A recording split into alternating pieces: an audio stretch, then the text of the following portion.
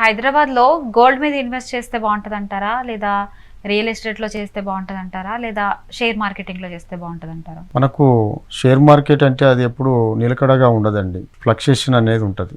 అంటే ల్యాండ్ మీద ఇన్వెస్ట్తో కంపేర్ చేస్తే గోల్డ్ అనేది చాలా చాలా తక్కువ. సుమారుగా ఫర్ ఎగ్జాంపుల్ మనకు హైదరాబాదు ఈస్ట్లో మనం అబ్జర్వ్ చేసినట్లయితే మనకు 2000 సంవత్సరంలో ఉప్పల్ ఎల్బీనగర్ ప్రాంతంలో మనకు 1500 నుంచి 2000 రూపాయలకు గజం ఉండే పరిస్థితి ఉండే.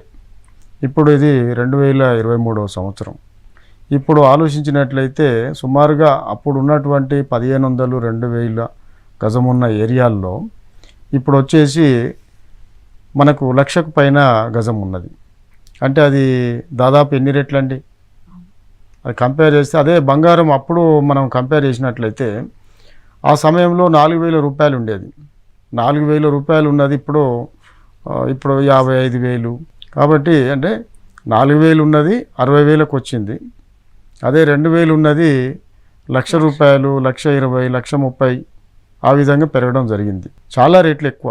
బంగారంతో కంపేర్ చేస్తే ల్యాండ్ మీద ఇన్వెస్ట్మెంట్ అనేది మోర్ అండ్ మోర్. అందుకనే ల్యాండ్ని ఎక్కువ ఇన్వెస్ట్ చేయడం అనేది జరుగుతూ ఉన్నది.